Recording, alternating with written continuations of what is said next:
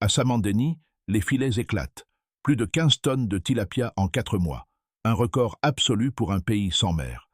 Jadis dépendant des importations, le Burkina Faso inverse la logique. Ses barrages deviennent des fermes, ses pêcheurs des entrepreneurs. Une révolution portée par une vision audacieuse redessine le visage d'une souveraineté retrouvée. Une aube nouvelle se lève sur les eaux calmes du Faso. Ce n'est pas qu'une histoire de poissons, c'est la promesse d'un modèle entier. Le Burkina Faso mise sur un pari risqué. Nourrir sa population sans dépendre d'aucune importation et prouver qu'un pays enclavé peut devenir maître de son eau. Chaque cage flottante représente plus qu'un outil, un symbole d'indépendance, un salaire retrouvé, une fierté rendue. Le programme national lie l'agriculture, l'énergie et la pêche dans un cercle vertueux. Rien ne se perd, tout se régénère. Les jeunes qui hier quittèrent leur village deviennent gardiens des barrages. Les femmes transforment le poisson local en revenu durable. Mais derrière l'enthousiasme, un enjeu clair. Si la production domestique échoue, la dépendance reviendra plus lourde qu'avant.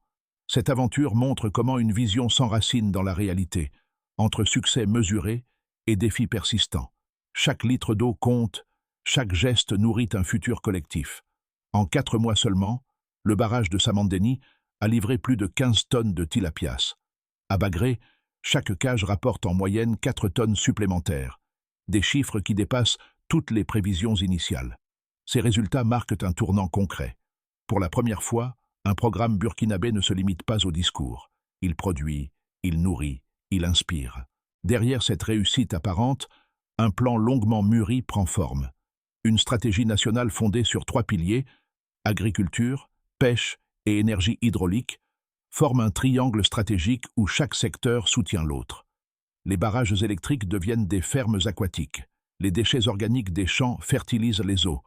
Les jeunes formés au niveau local gèrent la reproduction et la récolte. Ce système fermé crée un cycle vertueux. La productivité augmente, la pollution diminue et la confiance renaît. Autrefois, le pays importait plus de la moitié de son poisson, dépendant des marchés côtiers et de la fluctuation des devises. Aujourd'hui, les villages autrefois oubliés, Samandeni, Bagré, Kompienga, Lumbila, deviennent des centres pilotes de développement durable.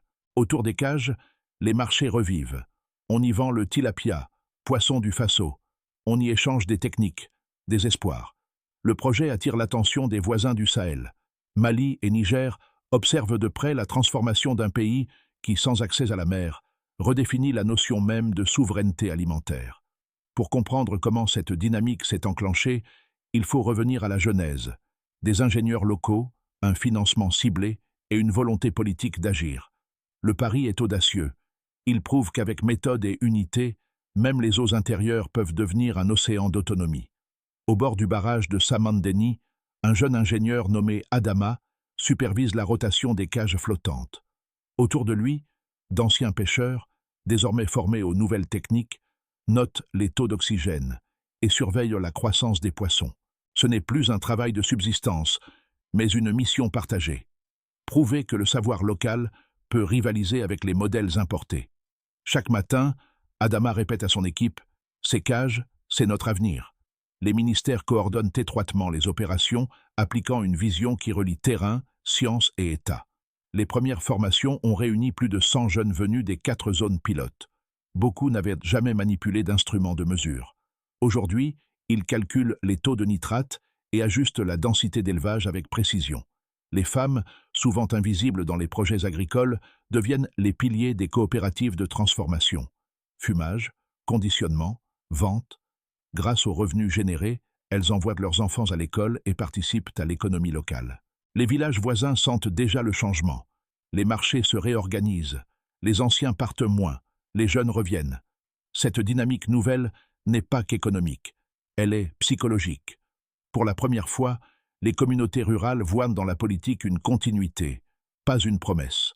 Tout a véritablement commencé au tournant de 2024, quand le premier cycle d'élevage à Samandeni s'est achevé sur un succès retentissant. Les images des cages pleines de tilapias argentés ont envahi les médias nationaux, symbole éclatant d'une promesse tenue. Le gouvernement a alors ordonné l'extension du modèle à d'autres barrages stratégiques, Bagré, Kompienga et Lumbila. Les ingénieurs locaux ont reçu pour mission de tripler le nombre de cages en moins d'un an. Dès le premier trimestre 2025, les chiffres parlent. 105 cages installées, 13 récoltées à Bagré, chacune produisant environ 4 tonnes de poissons. Un seul hectare de barrage aménagé peut nourrir plusieurs centaines de familles, tout en créant une économie circulaire autour de la pêche, de l'alimentation animale et du transport. En parallèle, une série d'incitations ciblées est mise en œuvre. Les jeunes diplômés et les anciens soldats bénéficient de subventions couvrant 30 à 40% des coûts d'installation. La TVA sur les aliments pour poissons est suspendue pendant 2 ans, libérant la production nationale de charges importées. Le Fonds de développement agricole accorde des crédits à taux préférentiels aux coopératives rurales, tandis que des ateliers de formation technique se multiplient à Samandeni et Bagré. Ces sessions rassemblent des ingénieurs, des scientifiques et des villageois autour d'une même table. C'est la première fois que le savoir institutionnel rencontre le savoir populaire dans un plan d'État. À mesure que les barrages s'emplissent de cages, une transformation sociale silencieuse s'opère. Les migrations saisonnières diminuent, les villages conservent leur main-d'œuvre. Les marchés locaux débordent de poissons marqués poissons du Faso. Chaque kilo vendu alimente une fierté retrouvée. Dans les entrepôts improvisés, des femmes emballent, fument et distribuent les tilapias, tandis que des transporteurs assurent la livraison vers Ouagadougou et les provinces. Les revenus circulent, les dettes se remboursent, la confiance renaît. Cette effervescence gagne bientôt les pays voisins. Au sein de l'Alliance des États du Sahel, le Burkina, le Mali et le Niger discutent d'une coopération technique. Objectif: reproduire le modèle burkinabé dans les lacs de Silingué ou de Kandadji, en mutualisant la production d'aliments et l'expertise d'ingénierie. Ce mouvement dépasse la simple économie. Il devient une revendication politique, un manifeste pour l'autonomie régionale. La phrase résonne: « Personne ne nous nourrira à notre place ». Les foules la répètent, la transforment en hymne populaire. Fin 2025, les projections estiment qu'entre 3000 et 5000 cages pourraient être opérationnelles, générant jusqu'à 40 000 tonnes de poissons par an. Un tel volume augmenterait le PIB agricole d'environ 1,5%. Mais au-delà des chiffres, la portée du projet est symbolique. La dépendance recule, la dignité avance. Chaque cage posée sur l'eau devient un acte de résistance tranquille, un morceau flottant de souveraineté. Le rendement moyen par cage flottante atteint environ 4,5 tonnes de tilapia en un seul cycle. Cela représente une progression de près de 60% par rapport aux anciens systèmes d'élevage en étang. Cette performance s'explique par un meilleur contrôle de l'oxygénation, la rotation des eaux et l'utilisation de tubes en polyéthylène haute densité capables de durer jusqu'à 25 ans. Un investissement durable. Chaque tonne de poisson génère 5 emplois directs ou indirects dans la transformation, le transport, la production d'aliments et la distribution. Ainsi, les zones pilotes de Samandeni et Bagré ont déjà créé plus de 1000 postes permanents, sans compter les emplois saisonniers liés à la récolte. Si le nombre de cages atteint 7000, la production nationale pourrait dépasser 40 000 tonnes de poissons par an. Cette expansion ferait progresser le PIB agricole de 1,5% à 2% chaque année. Un résultat inédit pour un pays enclavé du Sahel. Les déchets organiques issus de l'aquaculture fertilisent les cultures maraîchères voisines, réduisant l'usage d'engrais chimiques de près de 30%. L'eau enrichie en nutriments retourne aux champs et les résidus végétaux reviennent nourrir les poissons. Un cercle parfait d'autonomie énergétique et écologique. Les chercheurs locaux mesurent en continu les paramètres environnementaux. Leur conclusion est unanime. Aucune dégradation des eaux observées, une biodiversité stable et une rentabilité nette en hausse de 20% après un an d'exploitation. Là où les bailleurs étrangers doutaient, le terrain répond par les faits. Des observateurs étrangers formulent des réserves. Certains estiment que chercher l'autosuffisance totale risque d'isoler le marché et de déstabiliser les chaînes d'approvisionnement régionales.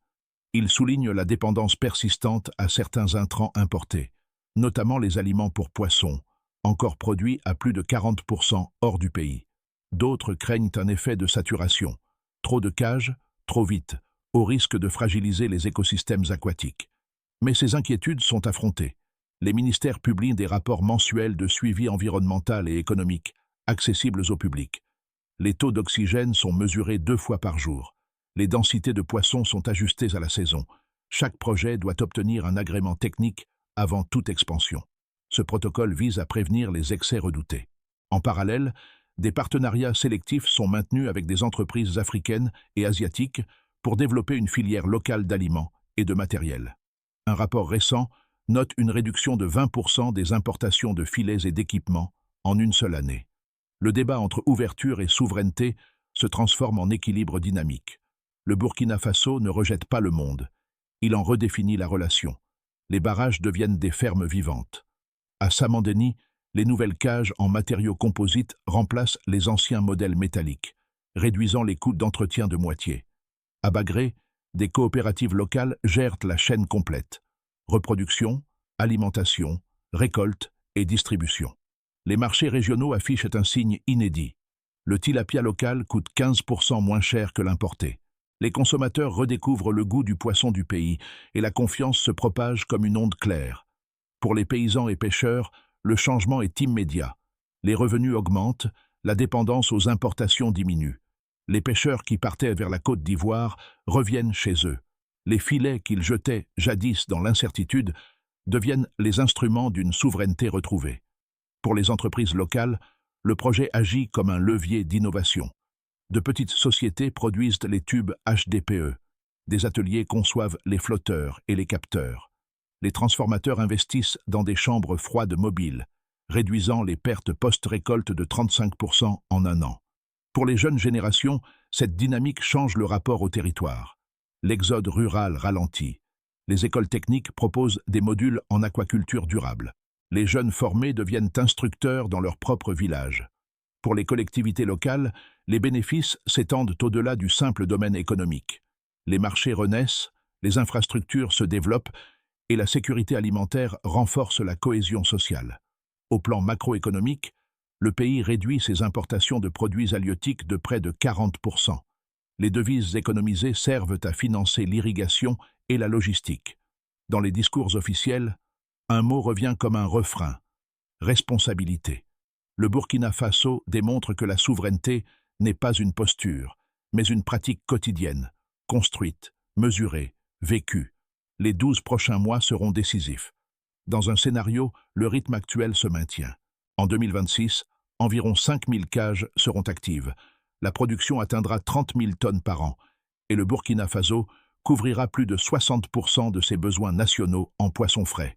Les barrages secondaires rejoindront le réseau, consolidant la stabilité économique et sociale. Dans un autre scénario, les partenariats régionaux s'intensifient. Les formations s'unifient, la production d'aliments devient locale à 80% et les exportations vers le Mali et le Niger commencent.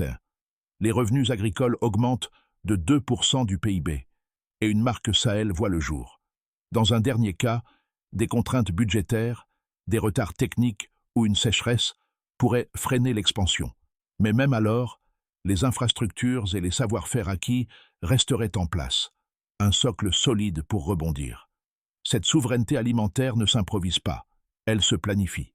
Dans les marchés de Bobo-Dioulasso ou de Ouagadougou, les étals de tilapias burkinabés racontent une histoire simple, celle d'un pays qui a choisi de se nourrir lui-même.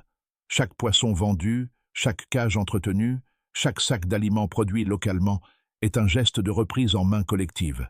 Les mères de famille qui fument le poisson au bord des barrages bâtissent la sécurité alimentaire du Faso.